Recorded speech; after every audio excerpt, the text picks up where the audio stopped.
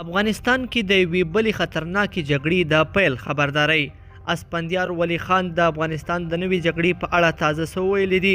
دغه جنگ به څنګه خطرناک جنگ وي، جزئیات را سره په ویډیو کې وګورئ او چینل سبسکرایب کړئ. السلام علیکم لیدونکو، ستړي مشئ. د ډیورن کرښې د کوزې غاړې مطرح پښتون مشر او سیاستوال اسپندیار ولی خان په افغانستان کې د یوې بلې خطرناکې جګړې د پیل کېدو خبرداری ورکړی دی.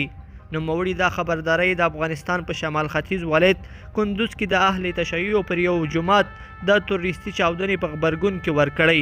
اسپندیار ولی خان ویلي د بېګناه انسانانو د وژنې چې څومره غندنه وشي کمه ده. عوامي نیشنل ګوند په هر شکل د ترهګرۍ په ضد ده او وی به. نوموړي زیاتوي چې په افغانستان کې د حالاتو د خرابېدو اغیز په ګاونډي هیوادونو هم وي.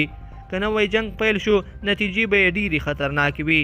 دغه مطرح پښتون مشر په خپله ټویټر پاڼه دا هم لیکلي: په افغانستان کې د ترهګرۍ د نوو څپو مخې ته راتلل او د بېګناه انسانانو ورته وژنه څرګندوي چې حالات د تشویش وړ دي. د امن لپاره که ګامونه پورته نشو، نو دا تباهي به د یو ځای پورې محدوده پاتې نشي.